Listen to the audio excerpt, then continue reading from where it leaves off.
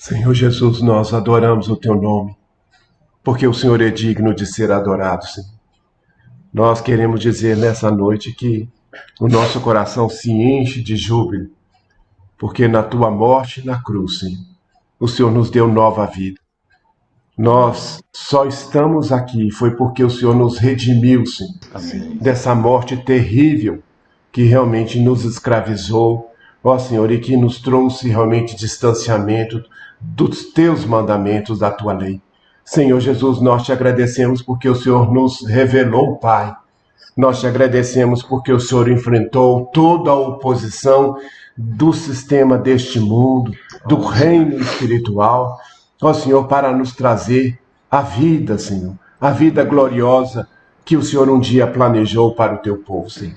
Obrigado, Pai Celestial, pela tua bondade em ter nos dado Jesus. Nós te agradecemos porque nós sabemos que foi o teu amor que nos conquistou, que nos venceu. Foi a tua graça, Senhor, que abriu os nossos olhos, iluminou o nosso coração, habilitou os nossos ouvidos a ouvir. Ó Senhor, nós te louvamos porque tudo em nós era ruína, tudo em nós era decadência, tudo em nós, ó Senhor, era aviltante a tua pessoa. E hoje, por causa da tua graça, por causa do teu bom e santo Espírito que habita em nós, é que nós reconhecemos, Senhor, que somos pecadores e que o sangue cobre multidões de pecados, Senhor. E que nós fomos feitos livres e que teu Espírito habita hoje na igreja, Senhor. Dá-nos o discernimento nesse tempo que se chama hoje, Senhor, para servir o Senhor com gratidão, com louvor e adoração.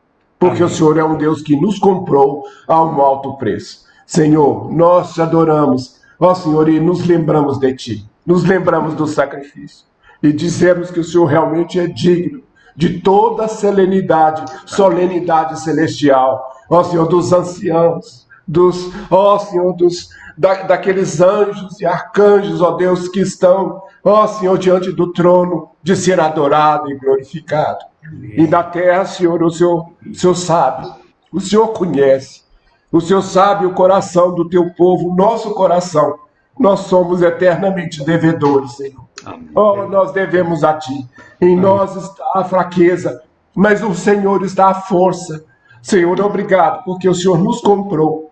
E o Senhor é um mercador tão glorioso, Senhor, que o Senhor nunca nos colocaria à venda novamente. Senhor, nós te agradecemos pela vitória da cruz. Nós te agradecemos pelo preço pago.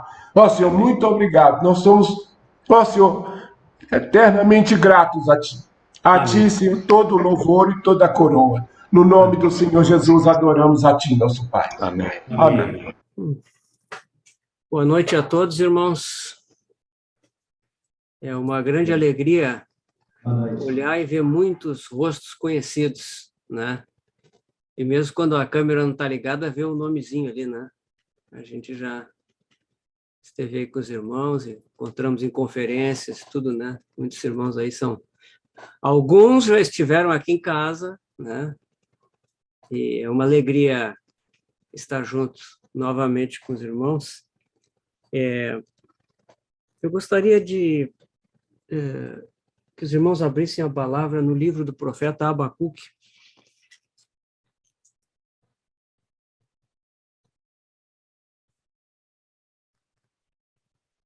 No capítulo 2, versículos de 1 a 4. Abacuque 2, versículos de 1 a 4.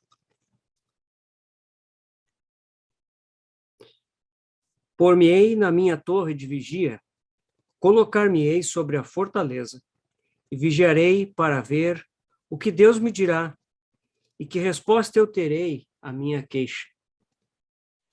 O Senhor me respondeu e disse: escreve a visão, grava sobre tábuas, para que possa correr aquele que lê.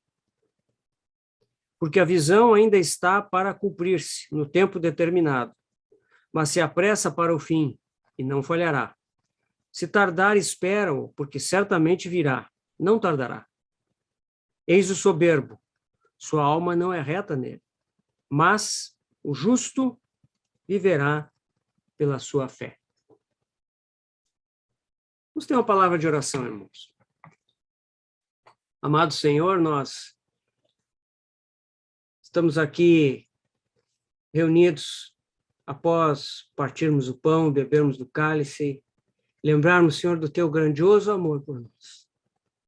Com grande alegria, Senhor, com grande gratidão nos nossos corações. É porque somos os teus remidos, aqueles que foram salvos pela tua obra tão maravilhosa. Foram feitos família tua, casa tua. Senhor, por isso nós estamos cheios de gratidão nessa noite. Agora, Senhor, queremos considerar na tua palavra, para irmos adiante como povo teu, como filhos teus, família tua. Então, Senhor, nós rogamos, abra a tua palavra para nós. Sopra com o teu Espírito sobre a letra das Escrituras, para que ela se torne viva e eficaz nas nossas vidas. Venha produzir aquela obra para a qual tu a destinaste, Senhor. E dessa forma, Senhor, tu possas ter o teu coração agradado, vendo, Pai, o teu Filho formado em nós. Senhor, nós te pedimos, abençoa estes momentos. Guarda-nos na tua presença e fala aos nossos corações, Senhor. Renova todo o cansaço, toda a disposição, Senhor. Abre os nossos corações para ouvirmos a tua voz, Senhor. Nós te pedimos, no nome do nosso amado Senhor, Jesus Cristo. Amém. Amém, irmãos. Amém. Eu gostaria de compartilhar algo sobre o profeta Abacuque. E para começar, eu gostaria de mostrar aos irmãos, ler junto com os irmãos alguns trechos desse profeta, já que é um profeta. O livro é pequeno, são 3 capítulos. Eu gostaria de ler alguns trechos, né, para que nós pudéssemos depois compartilhar sobre o texto de Abacuque. Então, vamos começar lendo o capítulo 1, versículos de 1 a 3. Estão em verde, irmãos, alguns trechos que, para aqueles que têm a versão revista e atualizada, é necessário revisar, né? Então, eu somente lendo pode ficar estranho para os irmãos, mas de forma assim, mostrando na tela, eu acho que fica mais claro, né? O livro começa dizendo assim: encargo que o profeta Abacuque viu. Até quando, Senhor? Clamarei eu, e tu não me escutarás? Gritar-te-ei violência, e não salvarás? Por que me mostras a iniquidade, e me fazes ver a opressão? Pois a destruição e a violência estão diante de mim, há contendas e o litígio se suscita.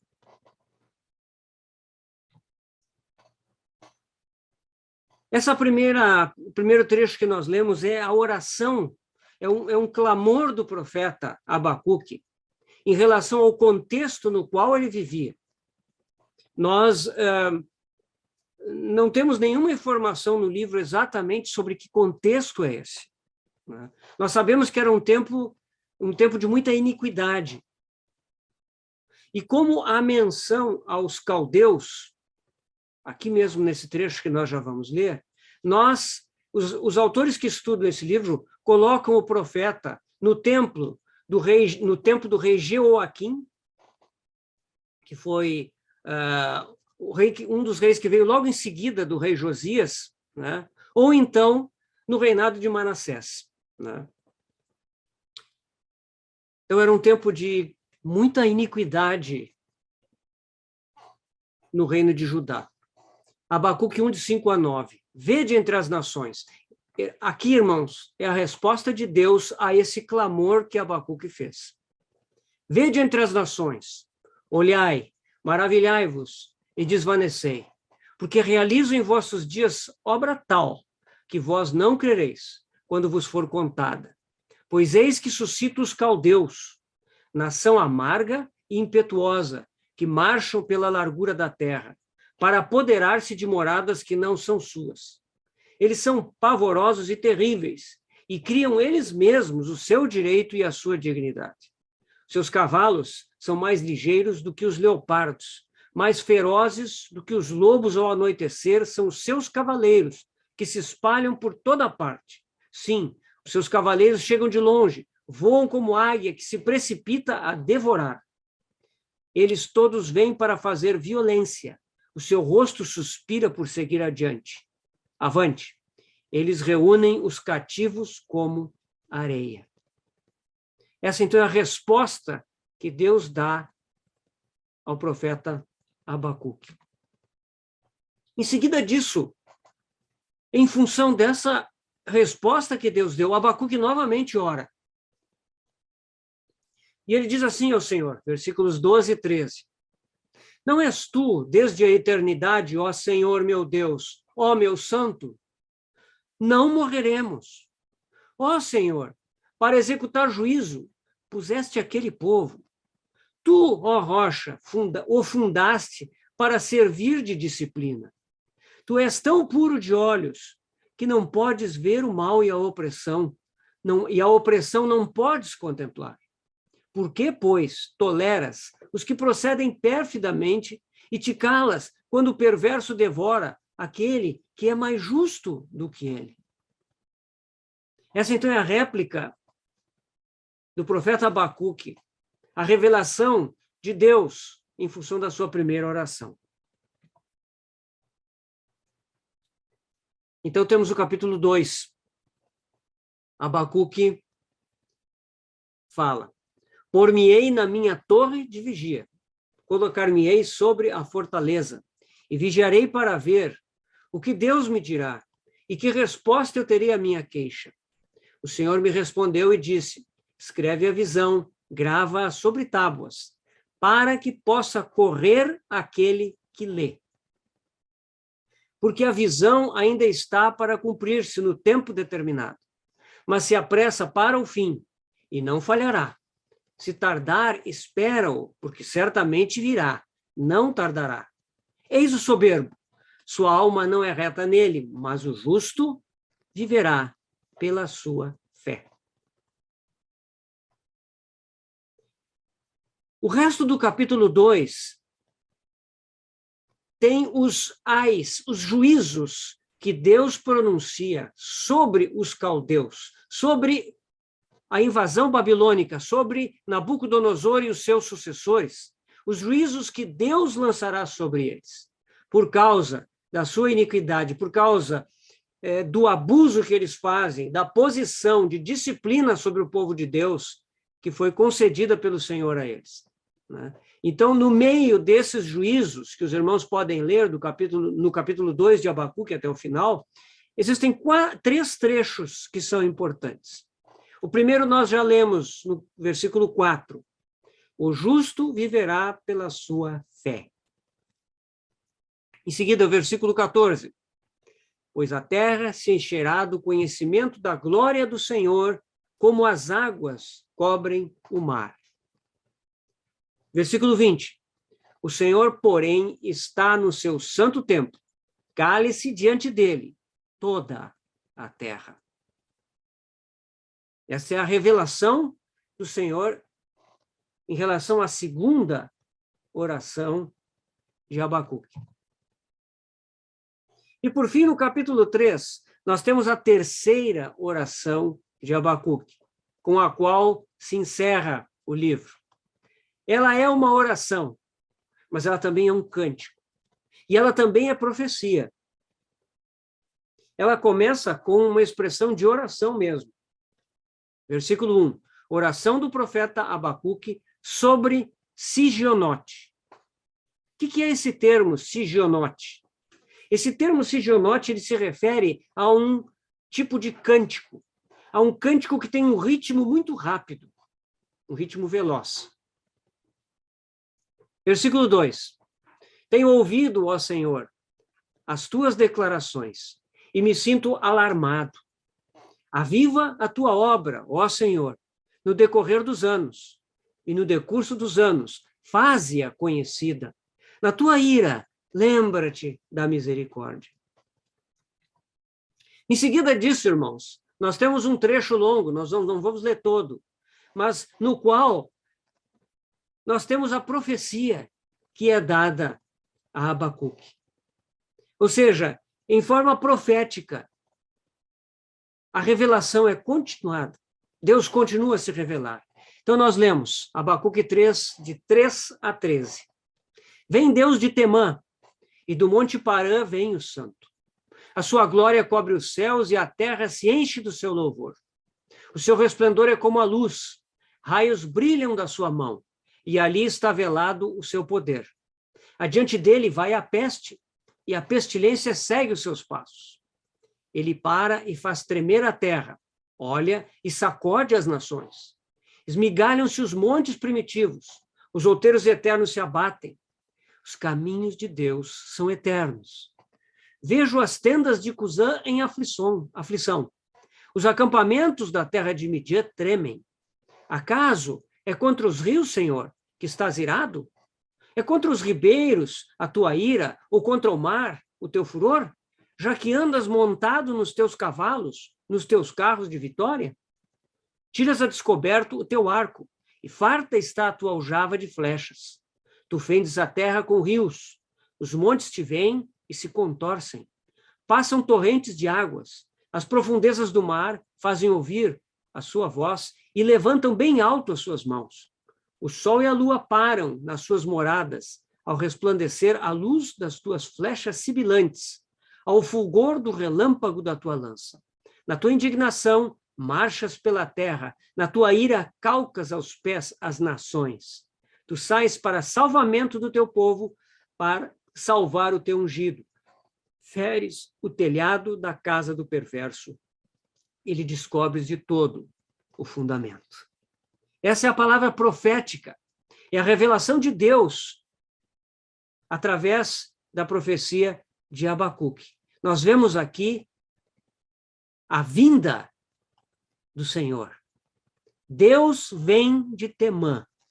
Temã, que é uma cidade de Edom, ao sul do Mar Morto. Deus vem de Temã. E aqui, meus irmãos, é evidente que a menção é a vinda do Senhor. E o resto tudo nós vamos ver logo em seguida. A resposta disso, dessa profecia que o próprio Abacuque pronuncia. Versículo 16 do capítulo 3. Ouvi-o e o meu íntimo se comoveu. A sua voz. Tremeram os meus lábios. Entrou a podridão nos meus ossos e os joelhos me vacilaram. Pois em silêncio devo esperar o dia da angústia que virá contra o povo que nos acomete. Ainda que a figueira não floresça, nem haja fruto na vide, o produto da oliveira minta, e os campos não produzam mantimento. As ovelhas sejam arrebatadas do aprisco e nos currais não haja gado. Todavia, eu me alegro no Senhor. Exulto no Deus da minha salvação. O Senhor Deus é a minha fortaleza e faz os meus pés como os da corça e me faz andar sobre os meus lugares altos. Ao mestre de canto para os meus instrumentos de cordas.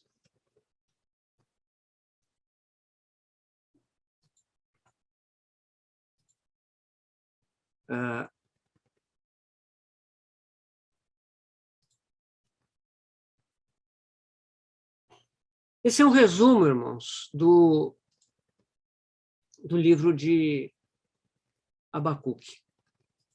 Algumas partes que nos permitem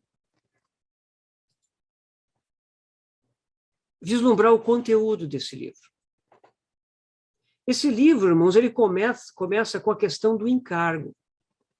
Porque o texto nos diz, no original, encargo que o profeta Abacuque viu. Os irmãos que têm aquela tradução da Sociedade Bíblica Trinitariana vão encontrar todas essas traduções lá, não exatamente da forma como eu coloquei, mas é assim que o texto, nas versões mais acuradas, está escrito, né? Encargo que o profeta Abacuque viu. Então, o profeta Abacuque recebeu um encargo. E esse encargo se tornou uma visão. né? O encargo que o profeta Abacuque viu, ele se tornou uma visão, né? Esse primeiro versículo é chave para entender o livro de Abacuque, né? A primeira coisa a perguntar é o que significa encargo? Encargo, vocês vão encontrar em algumas traduções, irmãos, como carga ou como fardo, né? Em suma, o encargo é um fardo que o Senhor nos concede, é uma responsabilidade que o Senhor coloca para nós. Em 1 Coríntios 9, nós lemos lá no versículo 16, o apóstolo Paulo falando sobre essas coisas. Se eu leio aqui direto no 1 Coríntios 9, 16 a 17.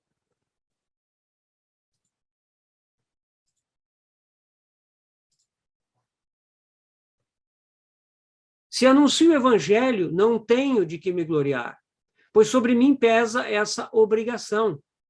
Porque ai de mim se não pregar o evangelho. Se o faço de livre vontade, tenho galardão, mas se constrangido, é então a responsabilidade de dispenseiro que me está confiada. Então, aqui nós vemos, Paulo fala de uma obrigação. Ele diz, ai de mim, se não pregar o evangelho. Irmãos, é claro que isso aqui não é negativo. Paulo não está dizendo assim, ai de mim, no sentido de que algum juízo de Deus, alguma disciplina de Deus vai cair sobre ele se ele não fizer, se ele não pregar o evangelho. Não. É algo interior do seu coração. Nós podemos fazer essas coisas que o Senhor nos pede, o que a palavra de Deus fala a respeito dos filhos de Deus, nós podemos fazer de livre iniciativa. E isso tem galardão.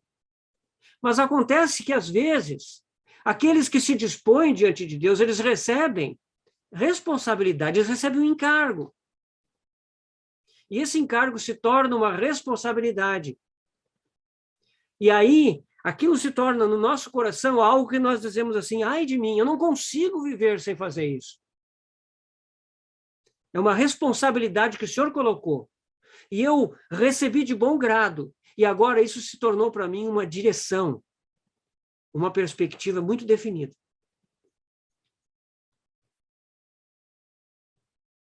Não tema, querido irmão e irmã, ser responsável, receber responsabilidade de Deus.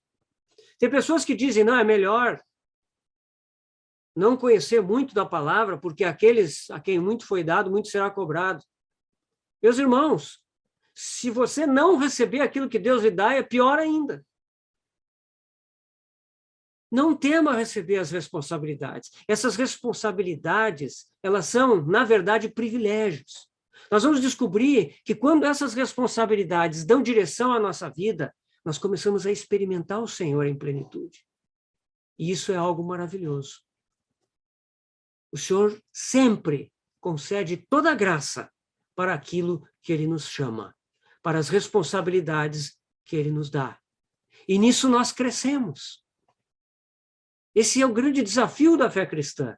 Tomar responsabilidade, receber graça e seguir adiante. E tomar mais responsabilidade e receber mais graça e seguir adiante.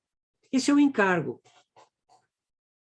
No Evangelho de Mateus, o Senhor Jesus fala sobre isso também. Mateus, no capítulo 11. Mateus 11, nos versículos 28 a 30. É um texto muito conhecido. Todos conhecem esse texto. Vinde a mim, todos os que estáis cansados e sobrecarregados, e eu vos aliviarei. Tomai sobre vós o meu jugo e aprendei de mim, porque sou manso e humilde de coração. E achareis descanso para as vossas almas, porque o meu jugo é suave e o meu fardo é leve. Esse é um texto muito consolador, muito confortador. E muitas vezes nós somos consolados ao ler esse texto. O Senhor diz para que nós deixemos com Ele os nossos fardos. O Senhor nos alivia quando estamos cansados e sobrecarregados. Mas, como é que o Senhor traz esse alívio? É necessário, para que sejamos aliviados, recebamos o descanso, sejamos fortalecidos, é necessário tomar sobre nós o jugo do Senhor e aprender dele. Então, acharemos descanso para as nossas almas. O Senhor é manso e humilde de coração. Nós não somos nem mansos, nem humildes. Pelo contrário. E é por isso que quando nós tomamos o jugo do Senhor, às vezes nós temos alguns problemas. Os irmãos sabem que o jugo, né, é aquela canga no qual os dois bois são atrelados, né, e eles então ali puxam a carreta ou o arado, ou o que for, né, eles vão para o serviço. O Senhor nos chama a tomar o jugo no qual ele já está. Ele tomou o jugo do homem. Ele viveu aqui na terra uma vida humana perfeita. E ele aprendeu a obediência pelas coisas que sofreu. O Senhor nos chama agora a tomar o seu jugo também. Colocar o nosso pescoço no jugo do Senhor. Como ele é manso e humilde, irmãos, nós vamos frequentemente ir para um lado e ir para o outro. Mas quando nós aprendemos a andar com ele, nós vamos achar descanso para as nossas almas. E aí no final do versículo 30 nós vemos, porque o meu jugo é suave e o meu fardo é leve. E aqui nós vemos que não é só o jugo que existe, mas existe um fardo. Quando nós somos chamados a caminhar com o Senhor, sim, nós temos que tomar o jugo do Senhor, mas o Senhor quer nos dar um fardo também. Para tomarmos o fardo do Senhor, é preciso que nós deixemos com ele o nosso próprio fardo. Então, aqui nós vemos o que é o fardo. O fardo do Senhor é leve. O jugo dele é suave. E muitas vezes nós preferimos manter os nossos fardos, continuar carregando os nossos próprios fardos. E nós sofremos com isso. O Senhor pede que nós deixemos esses fardos de lado e que tomemos o fardo dele. Isso é interessante, né, irmãos? O Senhor tem fardos para distribuir para nós. Nós sabemos que Deus é soberano. Nós sabemos que Deus não precisa de nós para fazer coisa alguma. Mas, no entanto, irmãos, na sua sabedoria infinita e no seu amor eterno, ele escolheu nos chamar para que nós compartilhássemos dos seus propósitos eternos. E por causa disso, ele quer nos dar fardos, encargos. Ele quer ter o nosso coração livre para receber encargos dele, coisas com as quais ele se preocupa. E nós, quando recebemos o encargo, não somos chamados a imediatamente nos levantar e fazer alguma coisa. Mas conforme Abacuque fez, esse encargo vem ao nosso coração e nós devolvemos ao Senhor em oração, para que o Senhor clarifique mais esse encargo para nós. E nós vemos aqui no livro que essa comunhão de Abacuque com Deus é uma comunhão viva, responsiva. Abacuque ora, ele pergunta, clamarei eu, até quando, Senhor, clamarei eu e tu não me escutarás? Gritar-te-ei violência e não salvarás? Porque me mostras a iniquidade e me fazes ver a opressão? Os irmãos percebem? Qualquer semelhança do tempo de Abacuque com o nosso é mera coincidência. Mas, irmãos, o profeta vê a situação. E aquilo se tornou um encargo no seu coração. Ele não consegue ver a situação tal como está. E ele leva isso ao Senhor. Ele quer que o Senhor responda, que o Senhor mostre algo para ele. Então, esse encargo se torna uma oração. 3 orações do profeta nesse livro. E o Senhor responde as 3. Isso nos fala de comunhão responsiva. Meus irmãos, muitas vezes a nossa comunhão com o Senhor é uma comunhão unilateral.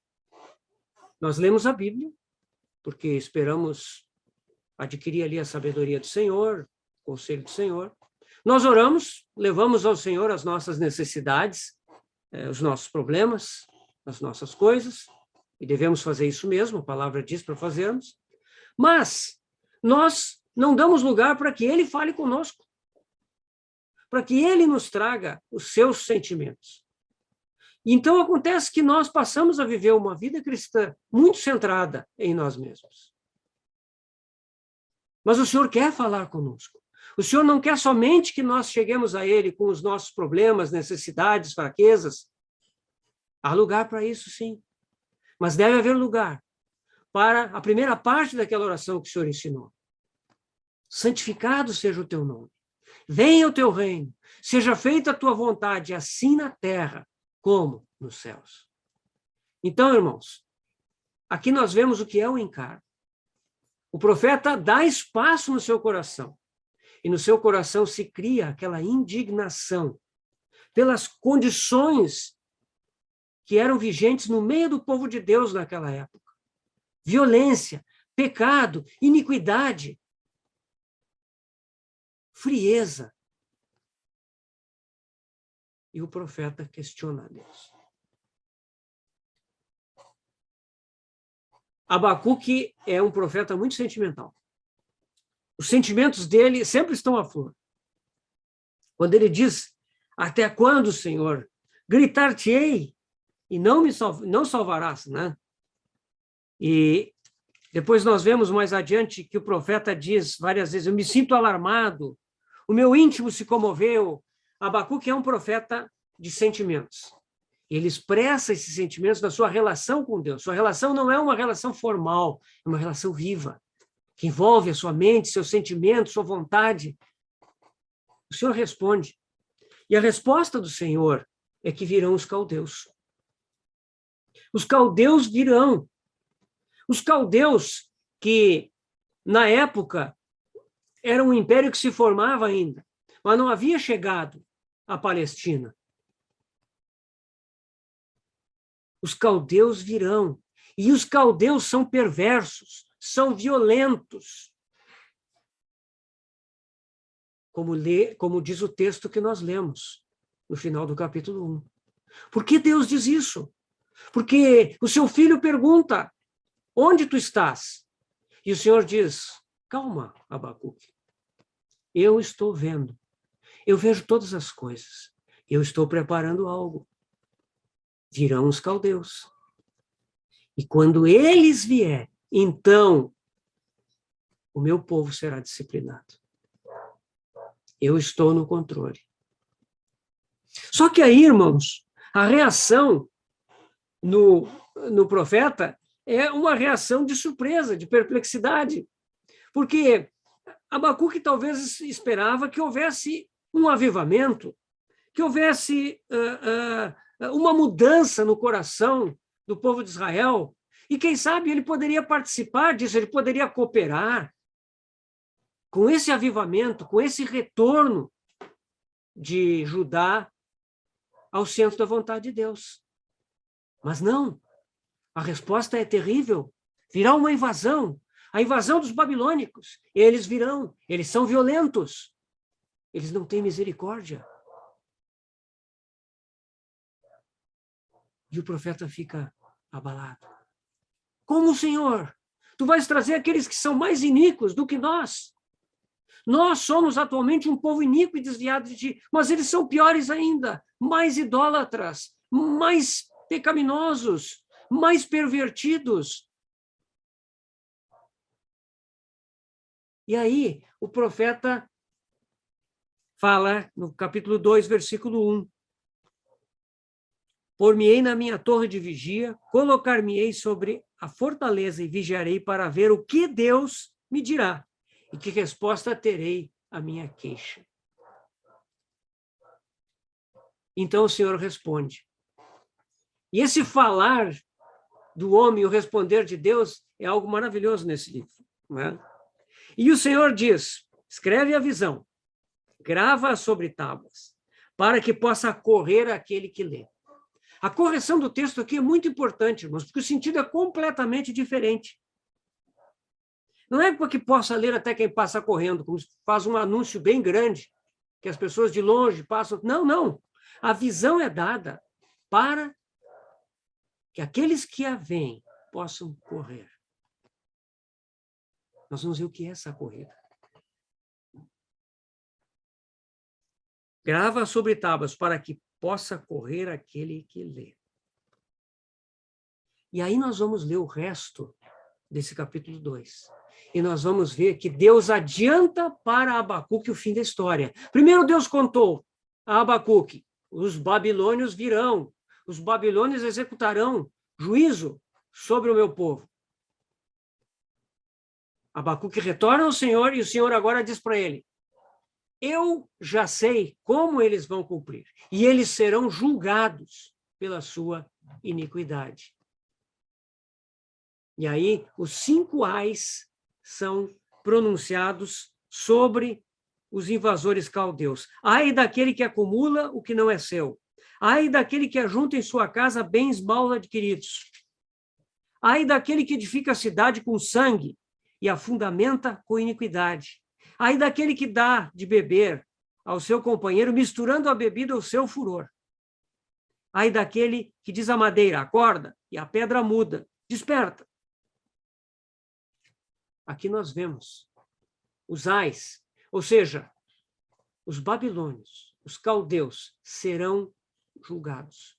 Abacuque pode estar certo que a disciplina vai durar por um tempo, mas aqueles que vieram, foram enviados para fazer a disciplina, serão também julgados por Deus. E nesse capítulo 2, entremeado com o juízo dos caldeus, nós vemos 3 afirmações que são muito importantes para nós. Nós podemos ler elas ao inverso, começando pelo versículo 20. O Senhor, porém, está no seu santo templo. Cale-se diante dele toda a terra. Amados irmãos, esse versículo fala da soberania do Senhor. O Senhor está no seu santo templo. Cale-se diante dele toda a terra. O Senhor é soberano. É soberano sobre as nações e sobre os povos. Ele governa sobre tudo e sobre todos. Ele não está alheio ao que está acontecendo. Amados irmãos, nós hoje vemos tantas coisas ocorrendo no nosso próprio tempo. Nós vemos as nações se levantando. Nós olhamos para um lado a Rússia se levantando, mais ao extremo a China se levantando. Na Europa, nós vemos a própria Europa tendo que se levantar diante das crises. Nós vemos os Estados Unidos na sua posição hegemônica ameaçada. Nós vemos as nações em grande agitação. Nós vemos iniquidade neste mundo sem paralelo. Nós vemos violência. Nós vemos crise econômica no horizonte. Nós vemos a pandemia por toda a terra. Meus irmãos, como viver num tempo como esse? Como correr a carreira da fé num tempo como esse? Reconhecendo a soberania do nosso Deus. O Senhor, porém, está no seu santo templo. Cale-se diante dele toda a terra. Regredindo ao versículo 14. Pois a terra se encherá do conhecimento da glória do Senhor, como as águas cobrem o mar. Nosso Senhor é soberano, mas ele não é somente soberano. Ele é um Deus de propósito. Ele tem um propósito eterno, que é encher a terra do conhecimento da glória do Senhor, como as águas cobrem o mar. O nosso Deus é soberano e ele está levando adiante esse propósito. Meus irmãos, nós precisamos de olhos para ver isso. Se nós olharmos o que a mídia nos diz, nós não vamos ver nada disso. Nós vamos ver confusão, agitação, incerteza. Mas, se nós olhamos a palavra do nosso Deus, nós vamos ver que Ele é soberano e que Ele tem um propósito e está levando adiante. A terra se encherá do conhecimento da glória do Senhor, como as águas cobrem o mar. Esses 2 versículos formam a base para o versículo 4 do capítulo 2. O justo viverá pela sua fé. E aqui nós vemos, meus irmãos, o que é a fé. Quais são os fundamentos da fé? A natureza da fé. Queridos irmãos, a Epístola aos Efésios nos diz, no seu capítulo 2, que Ele nos fez assentar em lugares celestiais, em Cristo Jesus. Quando nós fomos salvos, nós não fomos apenas perdoados dos nossos pecados. Glória a Deus por isso. Todos os nossos pecados foram perdoados. Nós não fomos apenas livrados do juízo eterno. Glória a Deus por isso, irmãos. Jamais entraremos em juízo. Nós não recebemos apenas uma vida que não termina mais. Graças a Deus por isso. Viveremos eternamente. Mas nós fomos assentados em lugares celestiais. Nós já recebemos essa vida eterna para vivê-la hoje e vivê-la nessa posição celestial. Queridos irmãos, a fé é uma faculdade do nosso espírito, que foi colocada no espírito do homem. Essa faculdade, ela deve funcionar. O irmão Andrew Murray, ele usa 2 paralelos muito interessantes para falar sobre fé. Ele fala, por exemplo, dos nossos pulmões. Ele diz que os nossos pulmões funcionam maravilhosamente. Eles são fundamentais, essenciais para nós vivermos. Mas eles precisam estar no meio adequado. Os pulmões precisam de ar. Se um ser humano vai para um ambiente onde não há oxigênio, a vida cessa em pouquíssimo tempo. Os pulmões funcionam, mas eles precisam estar no meio adequado, onde há ar, oxigênio. Outro exemplo que o irmão Murray usa, os olhos. Os nossos olhos são maravilhosos, eles têm a faculdade de ver. Enxergamos através deles, mas os olhos dependem da luz. Se os olhos estiverem nas trevas absolutas, eles não funcionam, eles não servem para nada. Então, os olhos precisam da luz, o pulmão precisa do ar, a nossa fé precisa das regiões celestiais. A nossa fé é uma faculdade do nosso espírito, mas ela precisa ser colocada no lugar certo para funcionar. E o lugar certo são as regiões celestiais. Abacuque, através do que ele viu, ele pôde contemplar o céu. Ele pôde contemplar a soberania do Senhor. Ele pôde contemplar o Senhor realizando o seu propósito eterno. Isso alimentou a sua fé. Queridos irmãos, quando a Epístola aos Hebreus fala de entrarmos no Santo dos Santos, o texto de Hebreus lá está nos falando, vamos abrir lá em Hebreus 10. Hebreus 10. Vou abrir aqui mesmo. Hebreus 10, no versículo 19. Hebreus 10, 19.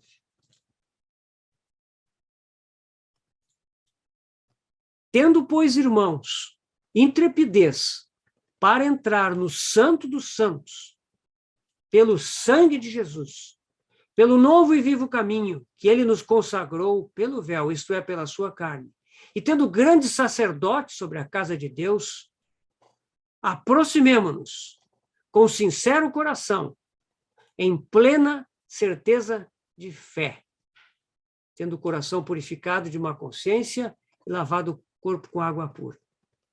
Aproximemo-nos em plena certeza de fé. Um pouco antes, no capítulo 4 de Hebreus, nós vemos um trecho muito parecido, versículo 14 do capítulo 4. Tendo, pois, a Jesus, o Filho de Deus, como grande sumo sacerdote que penetrou os céus, conservemos firmes a nossa confissão. Porque não temos sumo sacerdote que não possa compadecer-se das nossas fraquezas. Antes, foi ele tentado em todas as coisas à nossa semelhança, mas sem pecado. Acheguemo-nos, portanto, confiadamente, junto ao trono da graça, a fim de recebermos misericórdia e acharmos graça para socorro em ocasião oportuna. Então, irmãos, é fundamental que vejamos o nosso Senhor, que vejamos hoje, nós que vivemos no Novo Testamento, que vivemos na dispensação da graça, é fundamental que vejamos o céu, que vejamos as regiões celestiais. Meus irmãos, o que está lá para nós vermos? Uma coisa em primeiro lugar. Uma coisa. Lá nós vemos aquele que se esvaziou da sua glória e se fez servo por amor de nós. Lá nós vemos aquele que na sua limitação de homem aqui na terra agradou ao Pai, satisfez o coração do Pai. Lá nós vemos aquele que, tendo satisfeito ao Pai, não vacilou diante da cruz, mas foi até lá e se ofereceu em sacrifício pela nossa redenção. Lá nós vemos, lá no trono dos céus, nós vemos aquele que nos amou a tal ponto de pagar o preço dos nossos pecados, tal como vimos hoje ao partir o pão. Lá nós vemos aquele, irmãos, que é o autor da fé e o consumador da fé. Ele é o autor da fé, e quando nós olhamos para ele, quando nós o vemos no trono de Deus, a fé se fortalece e cresce nos nossos corações. Lá nós vemos aquele que venceu a morte. A morte não pôde retê-lo. A morte não achou nada que pudesse agarrá-lo, e ele venceu a morte. Não só isso, ressuscitou e ascendeu aos céus. E está hoje à destra da majestade nas alturas. E não somente está lá, mas tem nas mãos o livro. A escritura do universo está abrindo os selos, levando adiante todo o propósito de Deus, cumprindo esse propósito. Nós não sabemos a que horas nós estamos disso, mas, meus irmãos, muito breve, o Senhor haverá de nos levar daqui. Essa é a nossa fé. Porque o seu programa está se cumprindo. Ele está à destra do Pai abrindo os selos, levando adiante todo o propósito de Deus. E quando nós vemos o céu, nós também vemos aquele que é o nosso sumo sacerdote. Aquele que é um como nós. Jesus Cristo, homem. Ele está lá. O Filho de Deus que se fez carne e que hoje, como homem também, nos aguarda nos céus. Ele é o nosso sumo sacerdote, que se compadece das nossas fraquezas. Ele sabe como nos socorrer, porque ele venceu como homem. Essa é a visão. É nessa visão, irmãos. A partir dessa visão, nós vemos todas as outras coisas. A partir dessa visão do trono de Deus e da centralidade do nosso Senhor Jesus, como aquele que governa, nós então conseguimos enxergar todo o resto. E a nossa fé só funciona nessa condição. Se nós estamos contemplando o nosso Senhor nos lugares celestiais. Se nós estamos exercitando a nossa posição de assentados com Ele em lugares celestiais. Essa visão, irmãos, ela deve nos impactar. Nós lemos na palavra de Deus muitas vezes servos de Deus que foram impactados, como Paulo na estrada de Damasco, como João na ilha de Patmos. nós devemos ser impactados por essa visão. Todo mundo sabe o que é ser impactado. Todo mundo sabe o que é ter uma experiência da qual a gente diz depois, bah, eu nunca mais vou em tal lugar, eu nunca mais faço isso, eu nunca mais digo tal coisa. A gente sabe o que é isso. Existem coisas na vida da gente que deixam uma marca. Essa visão, ela precisa nos impactar. Tal como impactou Abacuque. O capítulo 13, então, do livro do profeta Abacuque, ele novamente é uma resposta do profeta em forma, é uma oração que é também profecia, que é em forma de cântico. E é um cântico rápido, é um cântico veloz, o ritmo desse cântico. Sigionote quer dizer isso, quer dizer um ritmo veloz. Né? E ele começa a sua oração novamente expressando os seus sentimentos. Antes disso, essa oração aqui, ela tem 3 selás. É difícil de entender por que a Revista Atualizada tirou, mas no final do versículo 3 tem um selá. Tá? No meio do capítulo 9, do versículo 9, tem outro selá. E no final do versículo 13 tem outro selá. O que é esse selá? Alguns autores dizem que isso é um intervalo no cântico. E que nesse intervalo a música ficava somente instrumental. Esse intervalo era para que as pessoas pudessem meditar no conteúdo do que estava sendo cantado. Então, aqui nós temos esses 3 intervalos que dividem essa oração em forma de cântico do profeta em 4 partes. O profeta começa dizendo, eu me sinto alarmado. Ele continua se sentindo alarmado. Continua sendo algo muito preocupante pensar que os caldeus estão vindo e que eles são ferozes, selvagens, violentos e que eles vão tomar a nação. Isso continua sendo motivo de alarme. Então, o profeta pede, aviva a tua obra, ó Senhor, no decorrer dos anos, e no decurso dos anos faze-a conhecida. Na tua ira, lembra-te da misericórdia. Mas em seguida começa a profecia. A partir do versículo 3, começa a profecia. Deus vem de Temã. E aqui nós sabemos, a Escritura está falando da vinda de Deus. Como Deus vem? Nós sabemos, irmãos, que Deus veio a esse mundo na pessoa do nosso Senhor Jesus Cristo. Ele se fez carne. O Filho de Deus se fez carne e veio a esse mundo. Mas nós sabemos que ele foi rejeitado, que ele foi desprezado. Mas ele virá outra vez. E agora aqui, essa vinda de Deus é a segunda vinda do nosso Senhor Jesus. Evidentemente que nós podemos ver alguns aspectos dessa profecia que tiveram o seu cumprimento mais imediato. Mas aqui nós queremos olhar o cumprimento remoto dessa profecia. Deus vem de Temã. E se nós lermos aqui o versículos 13 e 4, a sua glória cobre os céus, a terra se enche do seu louvor, o seu resplendor é como a luz, raios brilham da sua mão, e ali está velado o seu poder. Aqui o Senhor se manifesta em glória, é a sua vinda em glória. Versículo 5, adiante dele vai a peste, e a pestilência segue os seus passos. Eu não quero ser oportunista, meus irmãos, mas acaso nós não estamos vendo, ao menos os primórdios disso acontecerem nos nossos dias? Adiante dele vai a peste, e a pestilência segue os seus passos.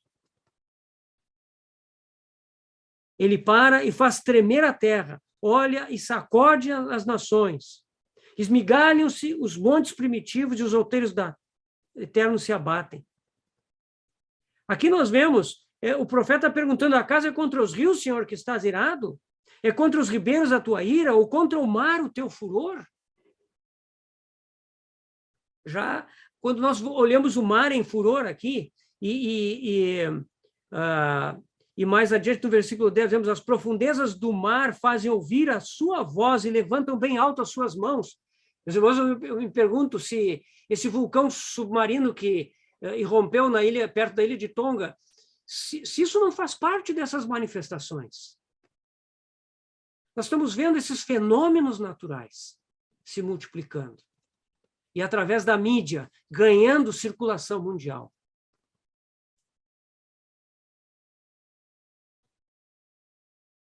Versículo 8.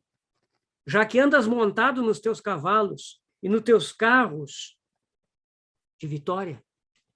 Quando nós lemos aqui que andas montado nos teus cavalos e nos teus carros de vitória, irmãos, nós só podemos lembrar do capítulo 19 de Apocalipse. Nós não vamos ler lá, né, para não perdermos tempo.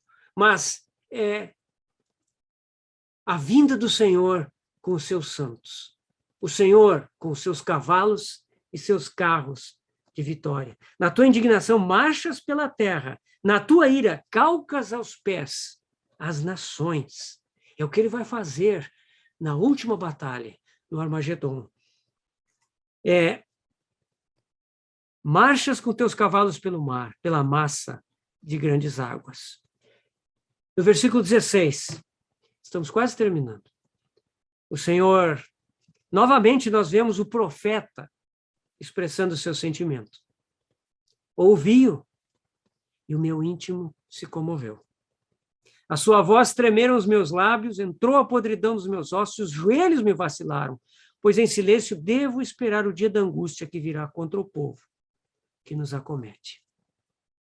O profeta, após receber a palavra profética da vinda do Senhor, ele retorna à terra, à condição presente, à aflição que virá sobre o seu povo pela sua transgressão. Mas em seguida, Abacuque volta para o céu. Ainda que a figueira não floresça, nem haja fruto na vide, o produto da oliveira minta, e os campos não produzam mantimento, as ovelhas sejam arrebatadas do aprisco, e nos currais não haja gado. Todavia, eu me alegro no Senhor. Exulto no Deus da minha salvação. O Senhor Deus é a minha fortaleza, e faz os meus pés como os da corça, e me faz andar sobre os meus lugares altos. Ao mestre de canto, para os meus instrumentos de cordas.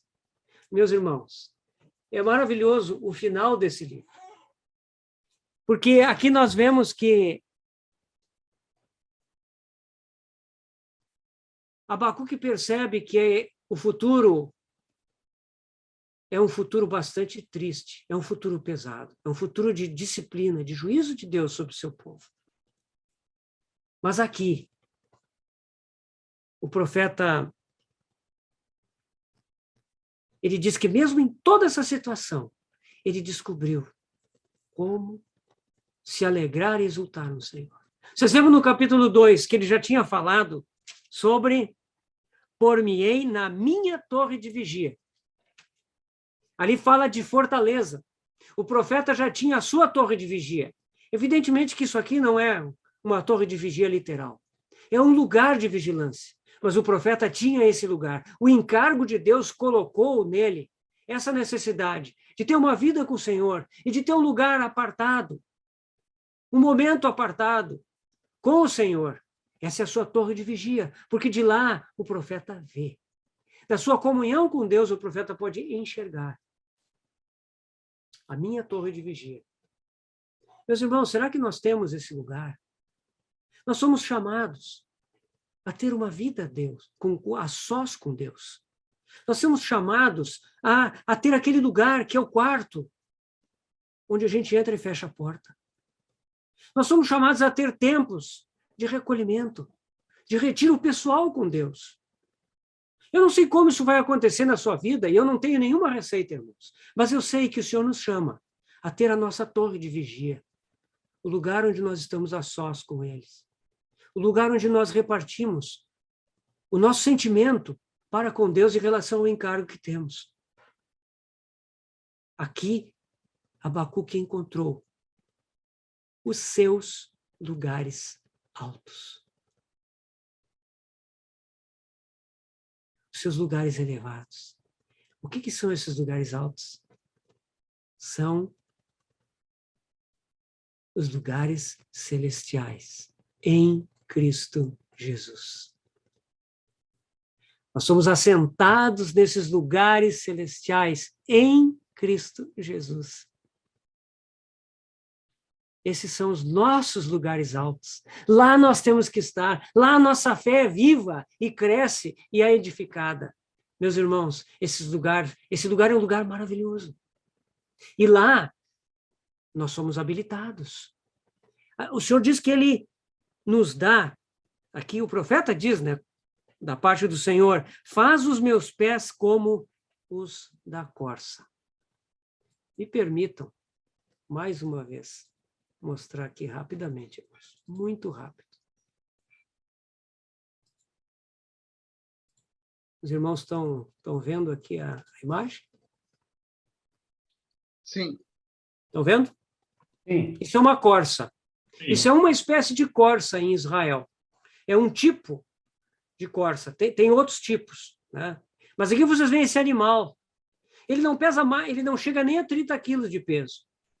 E ele tem pernas que parecem muito frágeis, mas são pernas com tremenda agilidade. Aqui nós vemos, justamente, num lugar alto, 3 corças. Isso é no Parque do Monte Carmelo, perto do Monte Carmelo, em Israel. E aqui nós vemos essas 3 corças caminhando entre as pedras, num lugar elevado. Falta mudar o slide, irmão. Hein? Falta mudar o slide para ver outra foto. Tem que mudar o slide. Não apareceu a foto nova? Não. Não, só um. Vocês estão na primeira foto? Sim. Vamos fazer aqui o seguinte, então. Vamos retomar aqui.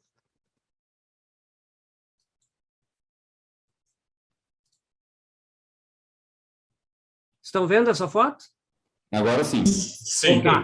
Vamos ver se eu consigo passar. Essa é a segunda foto, onde aparecem corças, num parque nacional em Israel, perto do Monte Carmelo. E aqui nós vemos 3 corças, num lugar elevado, caminhando sobre as pedras. Vou passar a próxima imagem, vamos ver se eu consigo aqui.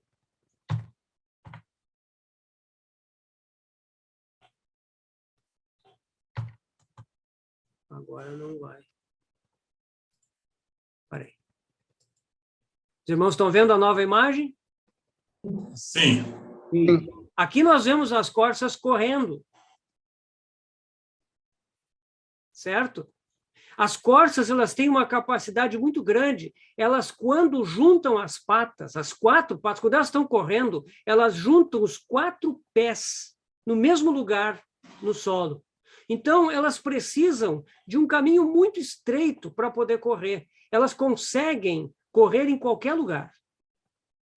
Elas têm muita velocidade.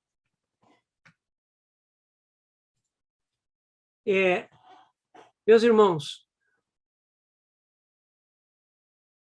os pés de corça são a nossa fé. Essa fé, ela nos capacita a subirmos rápido da terra para o céu. Não se deixe ficar na terra. Certamente há muitas circunstâncias que vêm sobre nós, que se abatem sobre nós. Mas, meus irmãos, use seus pés de corça e suba ao seu lugar alto e fique lá na presença do Senhor. Recupere a sua visão, as suas forças, o seu vigor, a sua maneira de enxergar as coisas do ponto de vista celestial. Esse é o maravilhoso dos pés de corça que o Senhor nos deu.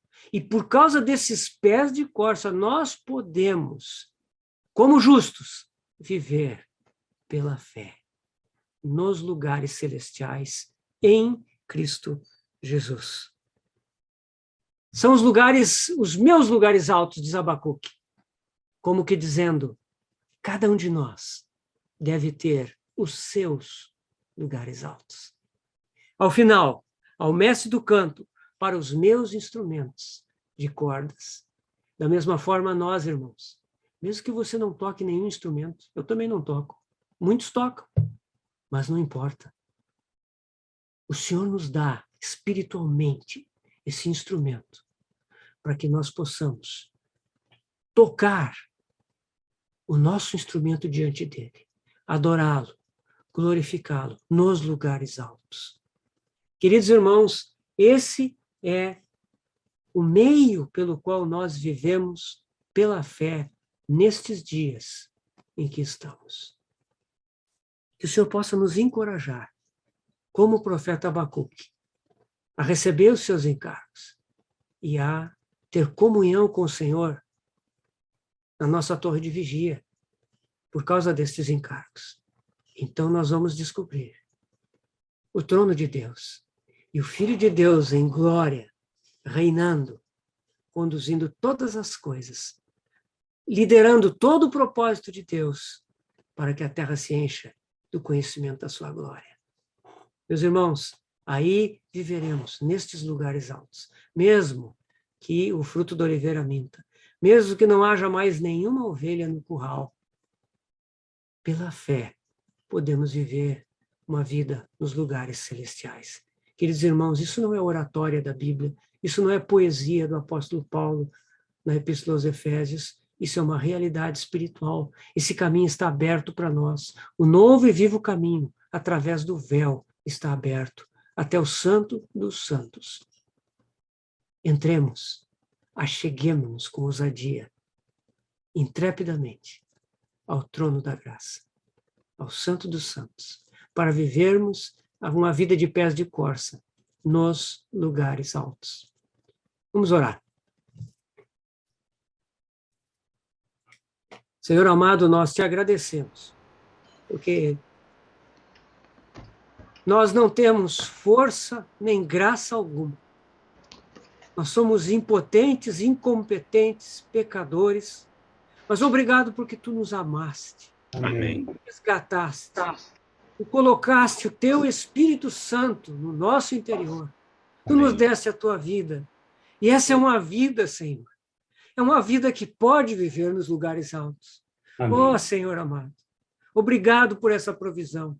Senhor, abre os nossos olhos, porque nós queremos entrar dia a dia nesse Santo dos Santos. Queremos viver na tua presença, Senhor. Amém. Queremos trilhar o caminho dos nossos lugares altos.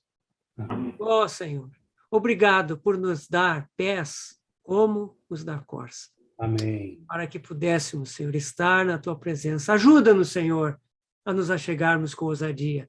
Ajuda-nos, Senhor, a largarmos nossos fardos para tomarmos o teu e irmos à tua presença para que a tua vontade se cumpra e o teu propósito se realize. Senhor, nós te agradecemos pelo privilégio de sermos chamados, não somente para sermos salvos, mas para participar dos negócios do teu reino. Obrigado por isso, Senhor. Te agradecemos, em nome do nosso Senhor Jesus. Amém.